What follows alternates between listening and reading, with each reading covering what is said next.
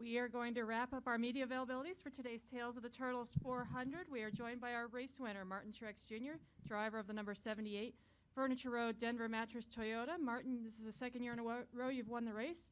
This time you got a little slimy out there in Victory Lane. Why don't you talk about that first?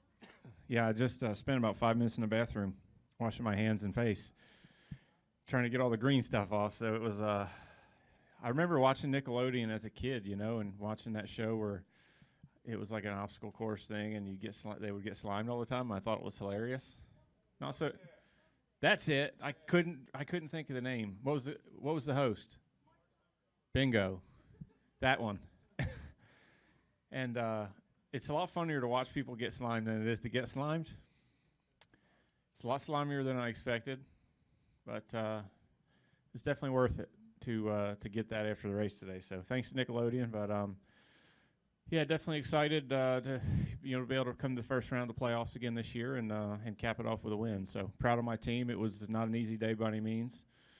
You know, we had the speeding penalty, then the issues with the lug nuts on the pit stop, and I think we went from last to third in 80-some laps or so in stage 2. So that felt pretty good. And then, honestly, just kept tweaking our car all day long. It was not where we wanted it at the start of the race, and probably through the first 50 or 80 laps, we were off a little bit and just kept getting it better and better. And I thought by the last 100 laps of the race, it was really, really good. So just proud of everybody for sticking with it all day, and here we are. All right, we'll open up to questions for our race winner. Please raise your hand. We will get a wireless mic to you. We'll go to Bob, and then over to Kenny Bruce. Bob Hockers, ESPN. Does this erase any of the sting from the last couple of weeks? And did you feel like you kind of wanted to make a statement today, considering the last couple of weeks? I don't know. I mean, I think last week was last week, and we got over it by Monday or Tuesday and focused on Chicago. So, just trying to move forward and look forward each and every week and race one race at a time. So we knew that, this week was a big one. And, we wanted to come here and just run like we knew we could, not do anything out of the ordinary, most importantly, not let the pressure dictate how we race or what we did. And I think we did that. So just, like I said, really proud of everybody for executing and getting the job done. And I definitely put us behind with the speeding penalty. Kind of got caught off guard there, didn't think we were speeding. But as far as making a statement, I don't think we really came here to do that. I think we just came here to race and try to race to the best of our abilities, and at the end of the day, accomplish what we feel like we're capable of, and that's what we did. So, like I said, just proud and thankful for everyone, their support, their hard work and effort, and luckily we were able to put it all together today. We'll go over to your far left to Kenny. Kenny Bruce with NASCAR.com. Martin, when you lost the track position, were there any close calls or any concerns by you that you're back there where anything could happen and you weren't going to be able to get a clean run to get back up to the front? You never know how those things are going to go, and I felt like I was like, oh, here we go. It's like last year all over again. Last year here we had the tire unravel and we lost a lap, and I thought to myself, well, at least this year we stayed in the lead lap with our troubles, and so it was actually, we'd been in this position before.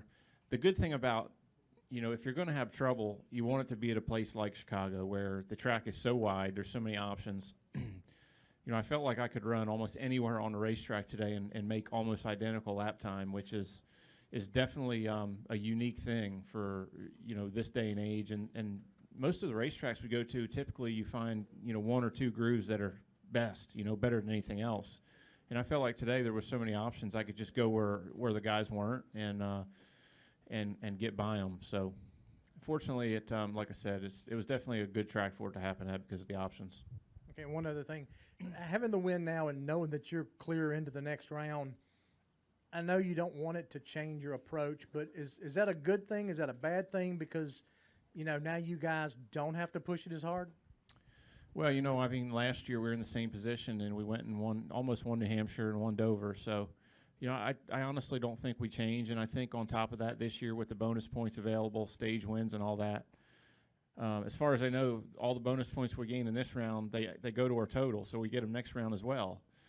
So it's kind of like the regular season, you know. I mean, once you win that race, you're locked in, but that doesn't stop you from trying to go win again, you know, because of the points, the bonus points, and you want to get as many of those as you can, just for a safety net, you know. So from our standpoint, I think our outlook, our approach doesn't change from what it was in the regular season. We go every single week to try to win both stages and win the race, and try to get as many of them points as we can in case we have something happen like we did last year at Talladega. Additional questions for Martin? Go back to Bob. Bob again? I have another one, believe it or not.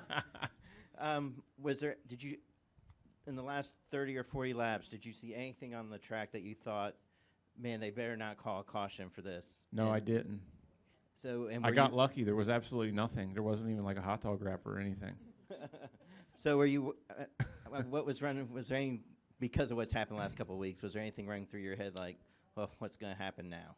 No, not really. I was thinking to myself, just counting them down like normal, and I was thinking, well, you know, if caution came out, we're going to be all right, because our car was really fast on that last restart, you know. I mean, really fast. We ran the fastest lap of the race, I think, when we fired off there. So I definitely wasn't worried as much as, say, last week when we knew we were probably not as good for 10 laps as a few of those guys.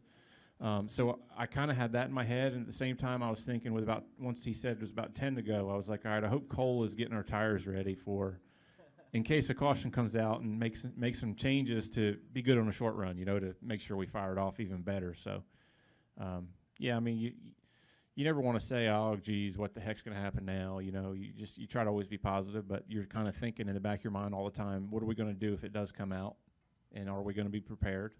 But I actually today I really wasn't worried, because I knew that our car was fast on a short run, and our pit crew, the last time we stopped, had a really good stop, so they had that confidence as well. So I wasn't nervous about it at all.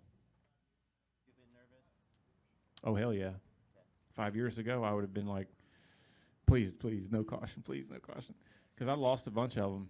You know, there was, when I was at MWR, we lost a bunch of races before we finally won our first one, dominating like that, and come in the last pit stop and get beat out of the pits, and, you know, it'd be over. So, for sure, 5 years ago, yeah.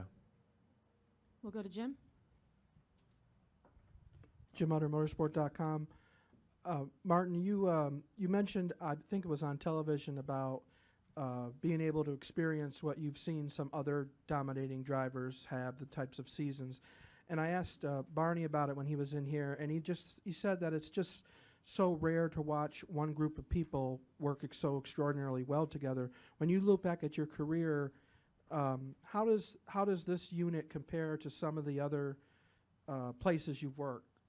As far as, do you see a big difference as to being able to accomplish things this season? I would say that because we've been together for 3 years as a group, that yes, I've never been in a position like this. I feel like when we first got together, we just clicked extremely well. We have similar backgrounds, we have similar approaches. We're very different people, but we complement each other well at the racetrack, and communicate really well, and have a lot of respect for each other. And, you know, I feel like I've had a few people around me like that before. You know, Chad Johnson sticks out in my mind as one of those guys, but we never had the support group around us, you know, to get to the next level. You know, so I feel like right now we just have everything. We have the right people, we have the right support, you know, we have the right guys behind us, we have the right information coming in. We really just have it all going on for us right now, and things are clicking, and we're taking advantage of it. So to answer your question, I definitely, without a doubt, I mean, you have to say this is the best position I've ever been in. You can't deny it. You can't argue it. But it's, at the end of the day, a lot of it's just people, you know, and communication and confidence. And, you know, you look at the other guys that have everything the same that we do, and look how we're running. So, I mean, that just really shows that our guys and the communication and, you know, kind of just how we're clicking right now is the difference. It's just everything's going the way we need it to. Any final questions for Martin?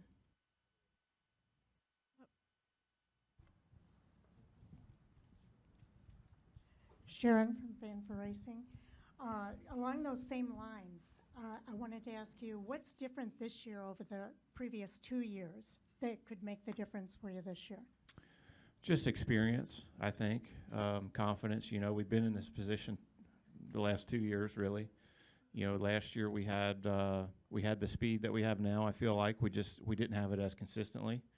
2 years ago we didn't have the speed. We just executed well. So now I feel like we've got all of that put together this year, where we're very consistent. We really don't have any tracks, I feel like, that we're not good at. And so it's just, you know, just being confident each and every week, no matter where we're going, I think is the difference. We don't really have any big question marks on the schedule anymore.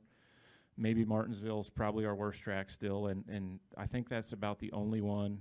Talladega, of course, is a wild card, but, you know, Martinsville, we haven't had winning speed there yet. We've been getting closer. I feel like we've been, you know, between maybe 4th and 7th the last few trips there.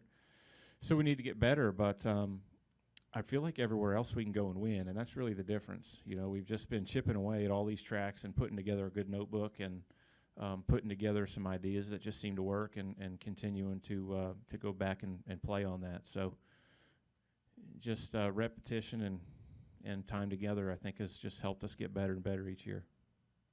Thank you. All right, Martin. Well, congratulations and good luck next week at Thank you, New Hampshire. guys. Yep, appreciate it. See you next week.